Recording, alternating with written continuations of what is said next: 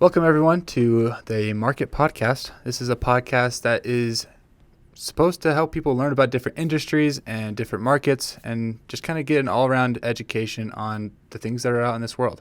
So, like whether you're into automotive, into fishing, or you're into selling guns, whatever it is, we're going to talk to the experts that are in that field, and we're going to learn about what they like and what they think is going to happen and things for the future. So without further ado, we're going to jump into this episode of the Market Podcast. Today we have a special guest. We have Cole Westcott here from Dripped Out Power. Cole, why don't you tell us a little bit about yourself and what you do at Dripped Out Power? Yeah, thanks, Dallin. I'm pumped to be here, dude. This is cool. Dripped Out Power is we do a lot of different things. Our main thing that we do currently is we test recreational vehicles and what works and what doesn't work and the durability and the longevity and kind of have fun while we're doing it. So we do a lot of aftermarket testing and stock testing and just see where you should put your hard-earned money and where to go. We're currently trying to get into the electric vehicle recreational rental side of things. So we're in the process of doing that. It should be out here shortly. So that'll be fun. We're really excited for that. That sounds awesome. What have you guys done already to kind of make that transition from just like testing the vehicles to renting them out? So we have actually had our current market right now is electric vehicle dirt bikes. So we focus mainly in that right now. And so over the course of testing all of these, we've accumulated a few of these Sarons that we've built up, and so now we have quite a few just sitting here, so we're just renting those out as they come. Mm-hmm. We're trying to get a little bit bigger. We're trying to get a whole fleet of them together with a trailer and everything so they can be transported and moved around and outfitted and the whole 9 yards. But yeah, it's been a process getting it all done, but it should be coming up here shortly. That sounds awesome. Yeah, man. I do want to get to the very beginning. So we were going to have London Miller join us on the call or on the podcast, but he didn't end up making it. Yeah. So how did you two come up with this idea for this business and to get into this industry as it is? Well, I had a whimsical moment when I just felt like I wanted to go blow a little bit of money, and I found these electric dirt bikes on our local marketplace, and we went out and I went and bought 2 of them, and right off the bat, I mean, we drove them till the tires were gone and like just destroyed these things. Then we started upgrading them, and we're like, man, if people knew, like, we went through a lot of trial and error. We went and bought a whole bunch of parts that are definitely not necessary. Had we done it again, we would not have gotten them. But yeah, we just went and started testing these aftermarket parts and seeing what they could handle, started beating them up more and seeing what they could do more and more and more. And dude, it's amazing what they can take. I mean, I ride mine every single day. I hardly do any maintenance on it ever. It needs like a tire every once in a while, and that's it. It's good to go. So yeah, that's kind of what got us into it. And then after I bought 2, London bought 2, and then we just cycled through bike after bike. I still have my original one. I still have my original 2, and then accumulated a few more on top of that. So London's gone through a bunch of them, but it's been awesome because London bought the first one he bought was the early years of the Saron. So it was pretty cool to see the difference in suspension, battery life, longevity, everything from the early years versus now, which is a big difference. It's come a long way. Yeah. Yeah, I mean, I ride bikes myself. I have a 450 4-stroke. So it's interesting to see these bikes come out and see how they compare to these big, the normal gas-powered bikes. Full-size bikes for sure, yeah. How do you feel they compare to those bikes? They're two different. They're 2 different things to compare. I guess you could both call them motorcycles, but I don't know. They definitely have their pros and cons on both sides. I mean, you can't go cruise around your town on a 450 like you can on a Saron, but Saron, or we'll just say any electric mini bike is what we'll call these, they don't have the power that a 450 does. You can make them, and you can definitely get them to get close to it, but they're not quite a 450. And not in these little bikes you can't, but there are some bikes that you can absolutely get to that point where you can make them have 450 power. But yeah, on trails, single tracks is what we ride a lot here in Utah, especially up mountains and everything. You can't beat a Saran on a single track with a full-size bike. I ride with pros day in, day out, and they can't keep up on a bike. Put them on a Saran, they'll whoop me, but on a bike, they can't keep up. And that's just because they're too big to ride those trails. They're just too big to maneuver, man. They're heavy, they're bulky, and these little Sarans are just nimble, and they just go. They just rip. So as you're getting into this rental market with the electric bikes, what are kind of the challenges and opportunities that you're seeing within the electric recreational vehicle industry compared to what the normal, dirt bike, four-wheeler industry already is? Sure. Yeah. So it's pretty different since these are so new, and they kind of exploded like overnight they just blew up. There are people renting them, but you don't have really a company that rents them that we can find. Typically what you see is an individual renter where they only have one or two, and if you're trying to go out with a group of friends that doesn't have them, or you just want to try them, it's kind of hard to round up a bunch of them. So that was kind of our main goal there, but the companies that do rent them out in big groups, they only let you do tours. They'll only take you on tours, not let you just go kind of do whatever you want. Gotcha. So our goal is to just let people take them, ride them, beat them up, enjoy them, and then kind of penetrate the market that way, because it hasn't been done that we know of yet, like at least not here in Utah. So which is a pretty aggressive market for recreational vehicles. But yeah, motorcycles and UTVs, all of those, you can kind of go out and rent them and do whatever you want with them, but it's pretty hard to find electric ones. Yeah. Oh, cool. Interesting. Yeah. Very interesting. So like right now, like you said, you guys have spent a lot of time testing these vehicles. Yeah. Within those tests or like your research of them, what have you come across like that are like worthwhile? Like if you could just as far as aftermarket goes, or just bikes in general. Just like I guess like there's what are available on the market that you can get, type of stuff, like what type of vehicles can get, and like where have you seen the best ones? Okay, yeah. So electric vehicle, recreational vehicles are coming on strong right now. I mean, every company's working on one. KTM has some out. Husqvarna has some out. I know that a lot of these bigger name brand companies are coming out with them, but there has been a few that are already out and around. So you have like the best ones that I have found are, I mean, it just kind of depends on what you're going for. I know that they have, like, for what we love, the owners have dripped out. We love motorcycles, so we've been all about these little Sarans, mini bikes, pretty much, and then you have full-size bikes. And Stark's come out with a full-size bike that is, like, ludicrous. They are absolutely insane.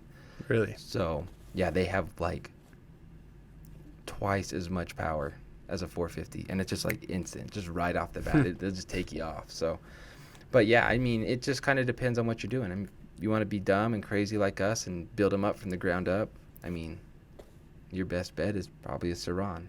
But if you want to just buy one and just ride it and have no issues with it, the new Talaria Stinger R, I mean, those are the best bikes you can buy on the market. Best power, most reliability. They're a newer company, so they don't have quite the reputation that these other ones do, but yeah, there's a lot. There's a ton. I know that like Skidoo's making an electric jet ski. Okay. I know that there's already electric snowmobiles on the market, and they're like, those are crazy. They weigh a lot, but they're pretty cool. They're really cool to see. They're wild to hear. You're used to big loud two-stroke snowmobiles ripping, and you just hear nothing coming up. It's kind of cool. Man, that kind of, I guess, brings a thought like to the sand dunes. You know how you have the flags so people can see you, but like it'd be different when you can't actually hear them. In my mind, it'd be kind of frightening just not being able to hear people. Oh yeah. Just because you have those dunes, you can't see over them, and you're usually trying to go as fast as you can. For sure. Yeah, it'll be interesting to see. I mean, in the market right now, there's not too many electric vehicles that can go through sand very good. Like the only snow is pretty much the closest thing you can get to, which Right. is a snowmobile. But yeah, they don't have, not that I'm aware of that's in production. They don't really have anything that can make it through the sand quite that good. Okay. So we'll see though. I mean, the market changed. But I guess that's the thing. You said it's booming right now, so a lot of people are trying to get into the market. So Yeah. it's just gonna get better. Oh yeah, it's just getting better and bigger. I mean, over the last 6 months, I mean, I bought a new Saran 6 months ago, and there's more new technology out, and they're quite a bit better than what I have now. So I'm excited to see what they have to offer, kind of what the future has to bring. Yeah, it's always interesting to see how an industry can change, and we've already seen that with Apple, like in the early 2000s, Oh yeah. how the computer and phone industry changed. So it'll be interesting to see how this industry was affected by that. Oh, for sure. Yeah. So I guess in your own mind, like we're talking about, like they're already improving these vehicles. What are some of the pros and cons that you have with these vehicles? Well, we'll start with the cons. There's a few, not many, but the cons are definitely they're electric, and as kind of the whole, I don't know, world changes to electric, you see a lot more technology, but they're still limited to how far you can go. So you run into range issues, and then if you're out on a trail, how do you charge them? Mm-hmm. If you get stranded, what do you do? Just walk it back. So there is some cons. However, we haven't ran into it much, but we're pretty cautious about where we are. And Yeah. the pros, though, I mean, the pros way outweigh the cons. So they're quiet. Here in Utah, there's, I think, only like 2 cities that have restrictions on these little electric motorcycles we ride. I mean, obviously you want to be considerate of people, Right. but you can take them out on walking trails and on the road, and you're not bugging anybody. You're not being loud, obnoxious. They're quite a bit lighter than a traditional combustion engine motor. Mm-hmm. They have a lot more power for their size, so I mean, you can just get after it and go. But the maintenance is a huge thing on bikes. I mean, you ride a 450, every 10 hours you ride it, you got to change the oil. It's like $50 for a full synthetic oil change, and Not to mention filling up on gas with the gas prices these Yeah. days. Like, yeah, dude. I think I read a study somewhere. On average, I think it costs 31 cents to charge a Saran from Okay. 0 to full. But I mean, that's like 1 gallon of gas here is like $4.50. right, So you get a lot of charges for 1 gallon of gas of a bike. right. So the initial cost is a little bit high too for what they are, Uh-huh. and then but the maintenance costs. I mean, they pay for themselves if you're into it. Depending on how much you ride, Right. they're awesome. Cool. I hope that is helpful to some of the listeners on this Oh podcast. yeah, But, hopefully. I think outweighing pros and cons is always good, because obviously anyone who's researching a new bike or a new four-wheeler, they're looking for those pros and cons, because they want to make sure what they understand what they're getting. Oh yeah, and that's kind of our whole idea. Is like when we first got these, there really wasn't very many. There wasn't very many videos or anything on the market, so we were like, well, we should let people know, like, this is what you're going to run into, this is what's good, this is what's bad, this is the highs, the lows, the everything in betweens. Right. So I do want to ask, what are the marketing strategies that are being used that you're going to, or at least you're going to implement? And I will do a spoiler. I'm actually a co-owner of Dripped Out, and I handle a lot of the marketing. So I probably actually answered most of this question, because I haven't actually been reported. I haven't reported what I totally thought yet, because I just kind of narrowed it down just recently. So a few weeks ago, we went out and filmed in Richland to make some videos. And while I was editing, I was trying to figure out what I wanted to do. And I think this is my marketing strategy that I'm going to do for Dripped Out, or at least for the first part. Obviously, the main goal is to build brand awareness. We want people to know we are here, and that this is where they can go to find rentals. oh yeah, dude. And so kind of like the emotions I'm trying to play into is like FOMO. So when they watch these videos, the hope is that they feel like they're missing out. Dude, I have that every time anyone goes riding without me. Right. Bad. And so that's kind of my idea is that also with a touch, like a hint of environmental friendliness. Oh yeah, for sure. Just because they're battery powered, they're electric, they're not using gas, they're not putting out exhaust, and they're much lighter than a bike, so they're not really tearing up the ground as much, unless you're really trying to, then it could. But it's just more friendly overall to everybody. So that's kind of the marketing strategy that I'm going with for Dripped Out. For sure. Is like one, to make you aware that we're here, that to get rentals, and that you're missing out on a fun time, and that it's friendly to the planet. You got to tug on those heartstrings just a little bit. Yeah, not too much, because the people who we're marketing to are the people who ride bikes. Oh yeah, they're the people who ride 4-wheelers. They're the people that go off roading all the time, and so they still want to have that thrill. Which these bikes, they still have that thrill. Oh, yeah. And I was pleasantly surprised when I went on a few rides. I was like, this thing is small. It kind of frightens me a little bit because I'm a little bit bigger and height wise, but it handled well. Dude, we got a solution for small bikes. we figured it out. Oh yeah, yeah. Lift them, big tires. Put big tires on. You got to go ride in Richfield too. That was sick. Yeah, it was a lot of fun. And I just had a stock one on that trip, and it climbed the hills pretty well. Honestly, they're impressive. You don't think that they could, and they just kind of go. Yeah, they were great. I don't know. So that's the marketing strategy we're going for, is just mostly brand awareness, building up people, like just making sure people are aware we're here, and to drive more website traffic is kind of the idea. Those are the goals. Yeah, that's our marketing guy right there. So I'm not the one to answer that question. What advice would you give somebody when they're considering to buy an electric vehicle, such as a Saran or anything else? Do your homework. Definitely look into. I find what suits your needs best. I guess the first thing that I would tell someone is, or ask somebody is like, what are you going to mainly use this thing for? Mm-hmm. Are you going to be on dirt? Are you going to be on the road? Are you going to just putt around town? Kind of what's the use for it? Do you want to go crazy and speed? So kind of do your research. And our social media platform isn't quite where we want it to be, but we're getting there, and we do have a lot of videos that will kind of explain and show you kind of what they're capable of, and being able to kind of determine what you're going to use it for, how you're going to use it, and then kind of just the purpose of it. So I'd try to figure that out first and foremost. But if you don't know, you should come rent one from us, and we can help you figure out what you want. But I also think that it's kind of just all dependent on what you're gonna do. Right. Makes sense. Sure. That totally makes sense. The range and charging is all variable. Yeah, it is, and that's a big problem that people. I wouldn't even say a problem. It's just a limiting. Mm-hmm. It's just limiting to what they can accomplish. However, there are companies that are out there. They have solar panel chargers.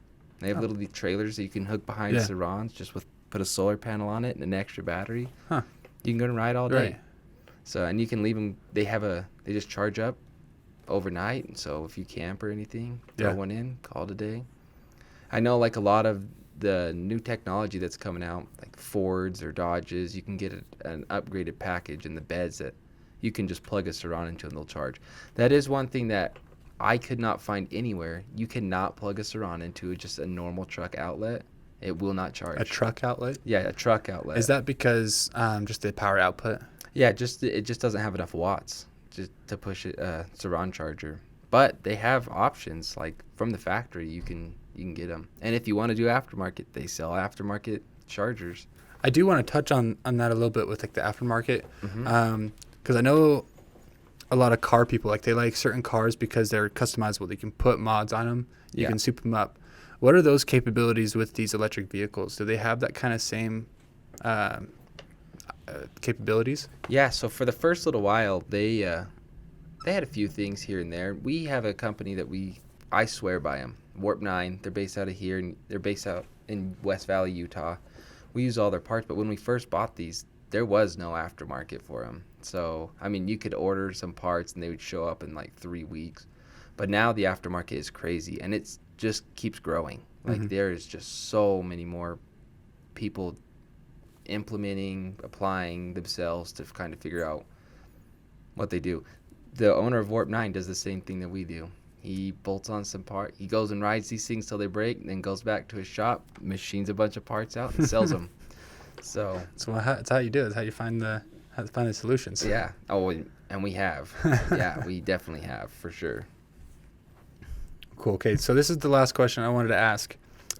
What do you think is going to be like the next Apple in this industry, like the next iPhone, in a sense? How iPhone changed the game. What do you think is going to be the driving force that's really going to change this industry? Kind of like Tesla did with the electric cars as well. Yeah. Once they came in, electric cars became more normal. Yeah, they became more mainstream for sure. That's a hard question. It's only hard because I feel like Apple kind of came in and changed the entire market in the sense that they didn't used to be iPhones or touchscreen phones. There just was flip phones. So I think where the electric vehicle market stands right now, the vehicles that they're producing have already been produced. Now, I don't think an Apple has been produced yet. I think it will. I think it will get there, but I don't know if any of them have actually, I would consider the top of the line Apple, like, will be in everyone's household. However, these Sarons, I know way more people with these little bikes than I know people with motorcycles or with pedal bikes. I don't even know that many people with pedal bikes. So at least here in Utah, these little things, and there's 3 different brands of them, so we couldn't really consider the Apple brand, but this type of unit, I guess, would be more appropriate to say, I think, will take over and be more mainstream because they approach the target to a lot more consumers. I mean, you think of dirt bikers, you think of some metal militia, hardcore people, and you think of these Sarons. I mean, here in Salt Lake, there's a ton. Like, you can just hop on the road and just drive them around. Like, you can commute with them. You can't do that with a dirt bike. So, and if you do, you typically get in trouble. Or you have like a mix in between, like a dirt bike or a street bike, and then it's not exactly what you want. It's like kind of crappy at everything, not good at any of it. So these are kind of taken over in the sense that they're really easy to street. They're really easy to go in the mountains. They're kind of an all around, not great road travelers yet. But yeah, I think that these little mini marks or mini, I don't even know what you could actually call them, but whatever these mini bikes and mini 4-wheelers and mini UTVs are, that just make it convenient. I think that's the biggest thing, is the convenience of them. You can throw these in the bed with no ramp, no straps, no nothing. You don't have to worry about any of it. So I think the electric industry as a whole is an Apple. Okay. I think that's. You think that's the Apple product? I think that's the Apple product. The industry itself. Yeah. And there's definitely some products that are better than others, but yeah, I would say that's probably, they're doing it. I think the first person that comes out with a battery that is like just stupid long range, I think that'll probably be the innovator of it all. Gotcha. That makes sense. Well, cool. That's super awesome. It was super awesome to get to know more of this industry. That's all the time we have for today. Cole, it was amazing having you on the show. We'll have to get you back on the show at some point. Maybe we can talk more about this Apple product. See if there's something different that comes out and what happens in the future. If it does, I'll be right back here. Awesome. Talking about it. Well, the show has been great. Thanks for listening. If you like the show, give it a like. We'll make more of these. And so if you're on YouTube, hope you liked watching it as well. We're going to try to make this maybe a regular thing. We'll see. This is really just all a test to see if you guys like it or not, if it's the content we should be making. For sure. But yeah, that's it. This is the Market Podcast, where you find all the information you need for the different markets out there. See you later.